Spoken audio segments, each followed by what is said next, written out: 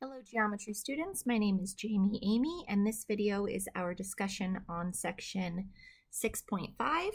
Title is Trapezoids and Kites. So we have special parallelograms. Trapezoid is one of them.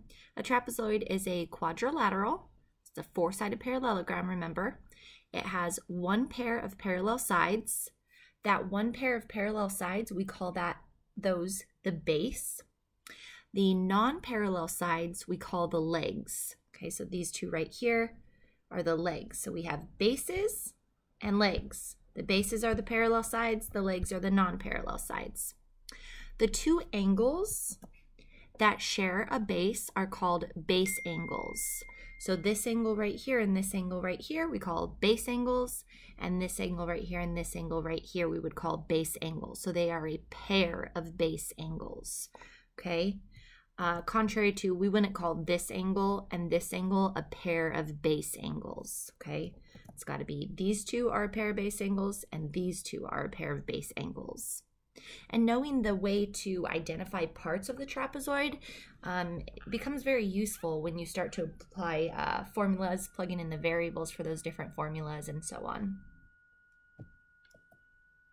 Okay, an isosceles trapezoid has even one more part to it, and that is the trapezoid has legs that are congruent. So you got a figure here. We've got base, base, leg, leg.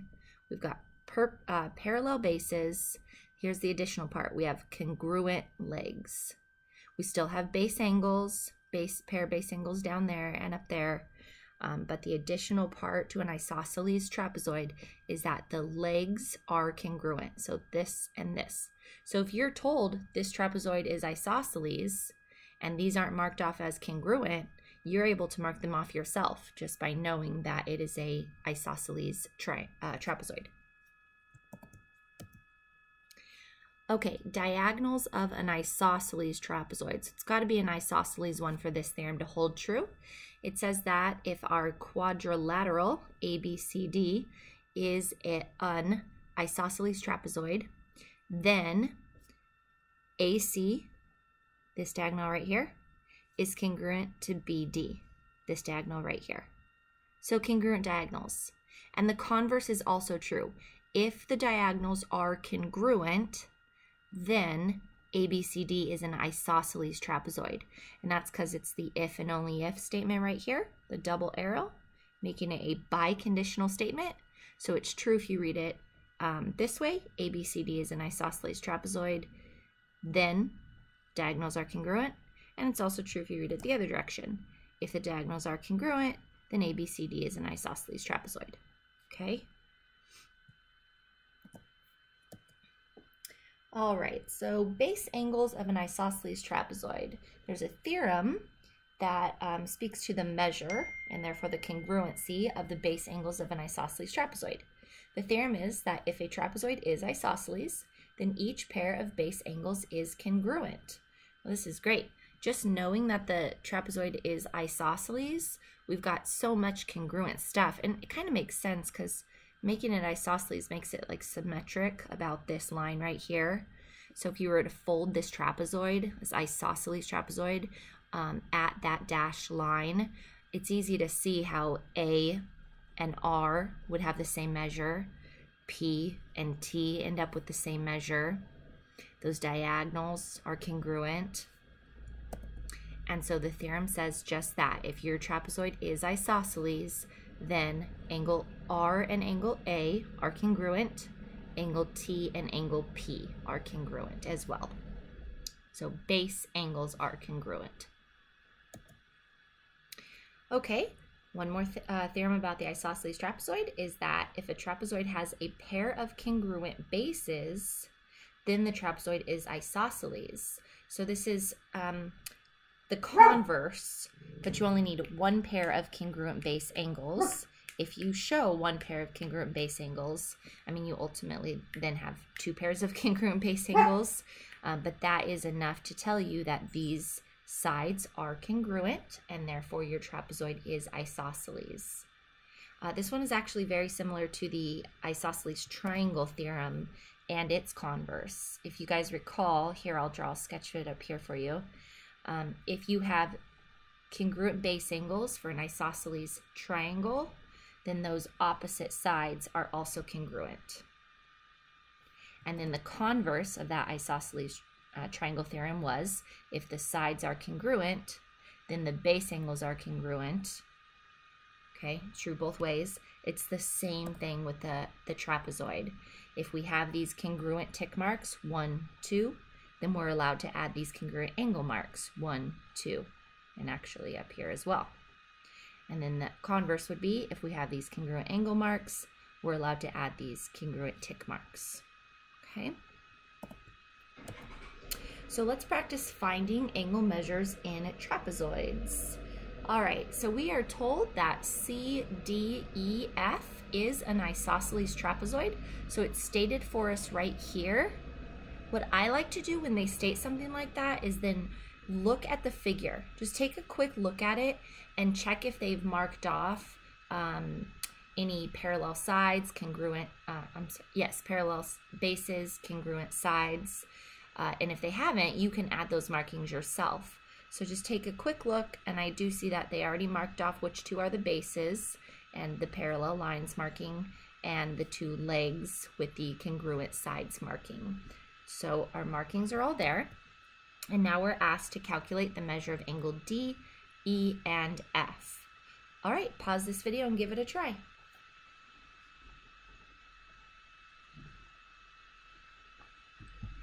Welcome back. If you came up with 65 degrees for angle F,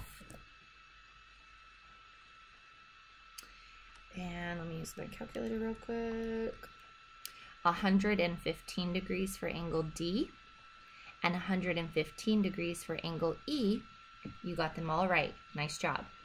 Now there are multiple ways to go about finding these angle measures. One way you might want to consider is that the sum of the interior angles of a convex quadrilateral add up to 360 degrees. You would also want to consider that these two angles are congruent, as well as these two up here. Okay, so different ways to go about calculating these. I'm going to just check my work real quick. 115 plus 115 plus 65 plus 65. Just a quick check, and yes, that is 360 degrees.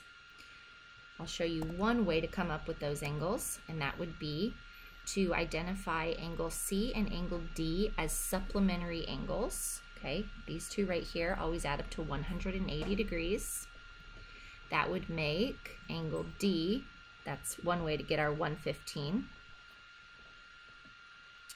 And that would be all we need because we have our 115, so we can bring it over here as well. And we have our 65, so we could bring that over here as well. So that would be another way to calculate it using supplementary angles. All right, the trapezoid midsegment theorem. So the midsegment of a trapezoid is the segment that joins the midpoints of its legs. And the midsegment has two unique properties. Okay, the theorem says if a quadrilateral is a trapezoid, doesn't have to be isosceles, just a trapezoid, then the midsegment is parallel to the bases, and 2, the length of the midsegment is half the sum of the lengths of the bases.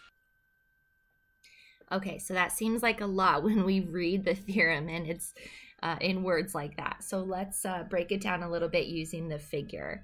Okay, so we have a we have a quadrilateral, definitely. There's a four-sided figure there. We're talking about the large one, by the way. Oh my goodness, can't touch my screen for some reason. Let me try, see if my pen went away maybe. Pen. Okay, so we're talking about the large trapezoid here, okay? Because there are multiple trapezoids in this figure. If you didn't notice, there are 1, 2, and then the large one. So we're going to address the large one, although this is true about all 3 of them. Okay, so looking at the large quadrilateral, it is a trapezoid, okay? So just from that right there, we know that we know that RA and TP are parallel lines, okay? And that's just because definition of trapezoid. So that marking we could add. All right, then it says, number 1, the midsegment, okay, I'm just gonna pause. Which one do you think is the midsegment in the figure? If you said MN, you're correct. The midsegment is the middle of one leg, the middle of one leg, and the segment that connects those two. So the midsegment is parallel to the bases as well. So you can add another marking like that. Okay, and that's from number 1. That allows you to add that third parallel line marking on the midsegment. Okay, number 2, it says that the length of the midsegment is half the sum of the lengths of the bases. I like to just think of that as the average length. If I asked you guys to find the average of any two measurable things, let's say like, what's the average of 100 feet and 150 feet? You would go 100 feet plus 150 feet, and then you divide by however many things you added up. I only gave you 2, and so that will give you 250 divided by 2, that's going to be 125. So 2 things to notice here. When we say half the sum of the lengths, we're just saying find the average of those 2 lengths, like using this formula here. Also, it's nice to notice that the 2 lengths that I gave you were 100 and 150, and notice that 125 is right in the middle of them. If I put those on a number line, it'd be 100 right here, 150 right here, right in the middle would be that 125. So that's another way to look at the average or the middle. And since we're talking mid-segment, erase all this stuff here, the length of that mid-segment is right in the middle of the length of RA and TP, if you were to put them on a number line or find the average of the 2. So that is what this formula right here says in its general form. I know it can always look a little overwhelming in the general form. If you don't like that 1/2, you can look at it as divided by 2 instead. Okay, so you're adding up the 2 lengths and dividing by 2 to get the length of your mid-segment. And we're going to have some examples on the next slide, but let me just do a pretend example here. If RA is 1 linear foot and TP is 3 linear feet, what do you think the length of MN is?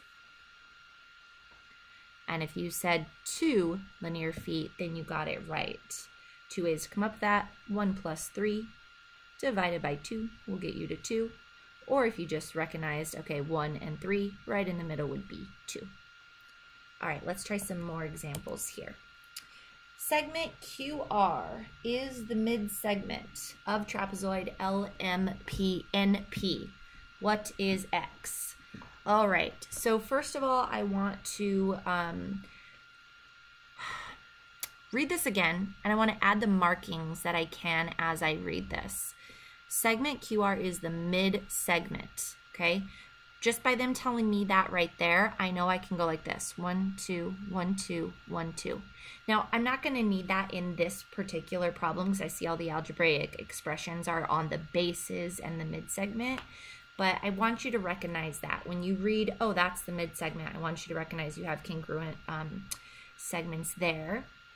Of trapezoid, okay, when you read that right there, I want you to recognize or even mark the figure that this base and this base are parallel. And actually, we know our mid-segment's parallel too, okay? So lots of stuff can be added. We're not using any of those markings to solve for X in this question, but it is a good habit to look at when you see mid-segments, what can you mark?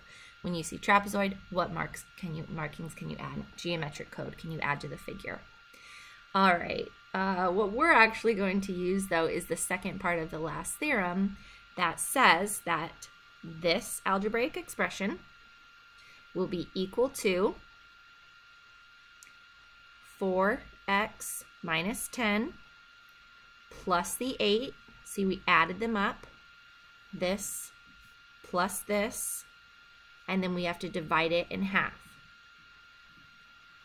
All right, so that would be x plus 2 is equal to 4x minus, I'm just going to do a little combining like terms there, negative 10 plus 8 is negative 2 divided by 2.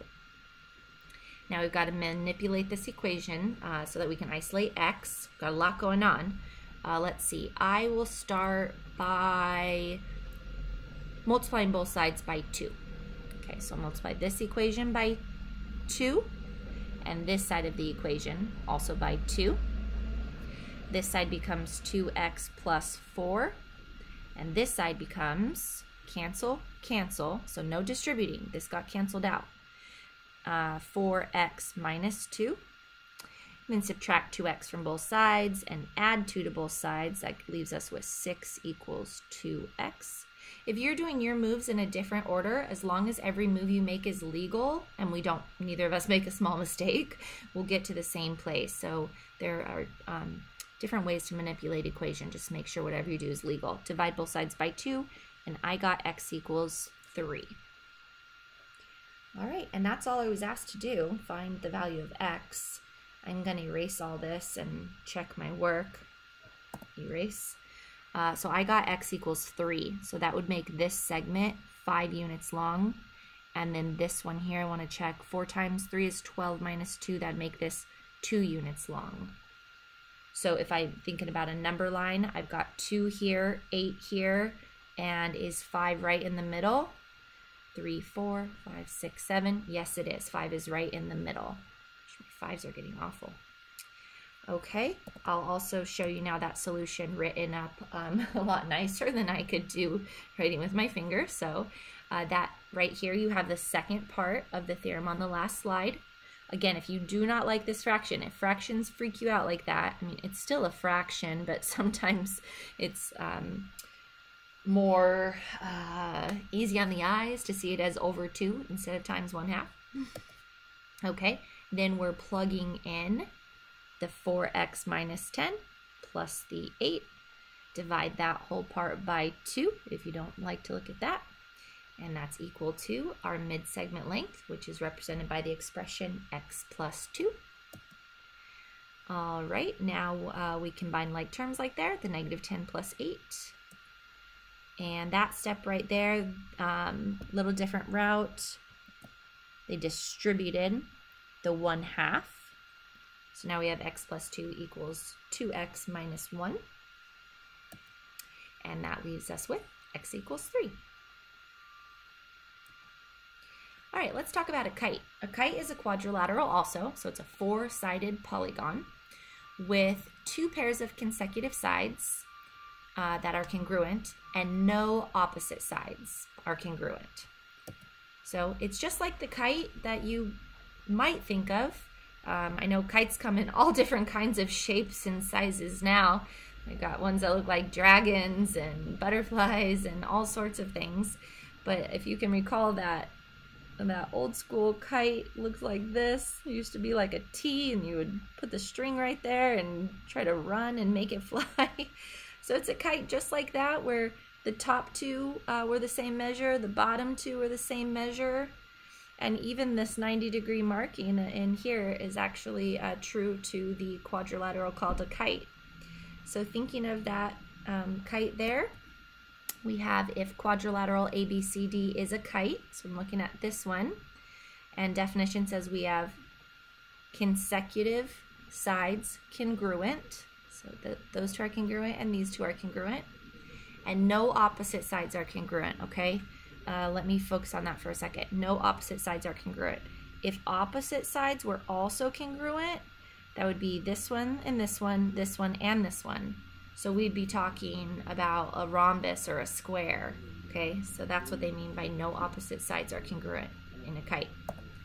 Okay, then if you do in fact have a kite, then the diagonals AC and BD, they are perpendicular segments, so you can add 90-degree marking in all 4 spots like that, just if you want to like add. I don't want you to accidentally think like, okay, only that one's 90 degrees and I don't know the others. because you do know the others. All 4 of the angles at that intersection are 90 degrees, okay? And that is our theorem on the diagonals of kites. They are perpendicular. Okay, let's talk about opposite angles of a kite. If you have, in fact, a kite, so your quadrilateral has this marking, and this marking, then what we call the opposite angles are congruent. Now, the opposite angles are going to be this one and this one. Let me twist the orientation. Let me redraw that old school kite right there like that. Ooh, I shouldn't add those. I don't want to add the diagonals for this one. Okay, so if your kite's this direction, it'd be these 2 angles that are congruent, which I hope you guys can see that. I know you can. If you folded this along this dashed line, it would be symmetric about that line. Those angles would match up. Corresponding parts of those right there happen to be congruent. Triangles are congruent. So if you're ever thinking like, was that a theorem? Are those 2 congruent? Remember that if you're thinking that those 2 parts look congruent, check into it with a theorem, but they likely are if you're really thinking about the definition of a kite. And now, based on this theorem, you do know that they are. So I want to sum up these 2 theorems all in one. I'm going to do it right here. Having a kite, constructing both diagonals, we have all kinds of markings. We have 1, 2, 1, 2, 1, 2. We have 1, 2, and we have that. Okay? So all of that is true by them, just by our knowledge of it being a kite. Okay? Kite. That's by definition, as well as those 2 theorems we just saw. All right, and that's going to help us find these here. Go ahead and pause this video and try to find the measure of angle 1. And then challenge yourself, try to find the measure of angle 2. I'll give you a little hint. This triangle, all the angles should add up to 180. And then see if you can find the measure of angle 3 also. All right, pause this video and give it a try. Welcome back. If you came up with the measure of angle 1 is 90 degrees, you got it right. Nice job. Mark all those off as 90. If you used the triangle angle sum theorem that says that all the angles in this little triangle right here have to add up to 180 degrees, then you're on the right track. When you solve for the measure of angle 2, you should get 38 degrees. So if you got measure of angle 1 is 90, second answer, measure of angle 2 is 38 degrees. Good job so far. I'm going to write those 90 degrees and 38 degrees. All right, now the measure of angle 3, we got to think about this one. Well, we know that this is also 90 degrees.